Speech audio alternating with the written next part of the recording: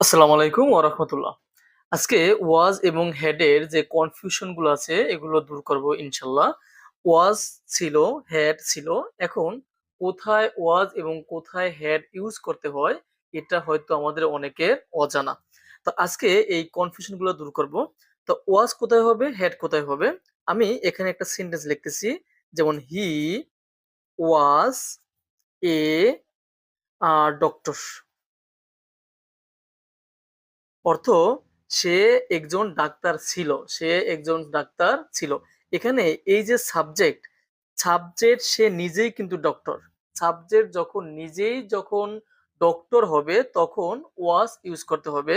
He was a doctor, সে একজন doctor ছিল। আবার যদি বলি যে হি ওয়াজ এ ফার্মার, সে একজন কৃষক ছিল। এখানে এই যে সাবজেক্ট যিনি, তিনি কিন্তু ফার্মার। যখন সাবজেক্ট যিনি হবে, তিনি যদি অন্য কিছু হয়, ডক্টর হোক, ফার্মার হোক, টিচার হোক, যা হোক, তখন আমাদের ওয়াজটা ইউজ করতে হবে। এখন আমি এখানে আরেকটা সেন্টেন্স লিখতেছি, যেমন হি হ্যাড এ কার। এখানে তার একটি গাড়ি ছিল। তার একটি গাড়ি ছিল। এখানে সাবজেক্টের একটা গাড়ি ছিল। এখানে সাবজেক্টের একটা গাড়ি ছিল, কোনো কিছু আছে।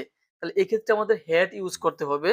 আবার যদি বলি he had a book, he had a বুক, তার একটি বই ছিল। এখানে সাবজেক্টের কিছু একটা আছে। যখন সাবজেক্টের কিছু একটা আছে বোঝাচ্ছে, তখন আমাদের হ্যাড ইউজ করতে হবে। যখন সাবজেক্ট যিনি, তিনি যখন কোনো ব্যক্তি হয়ে যাবে, তখন ওয়াজ ইউজ করতে হবে।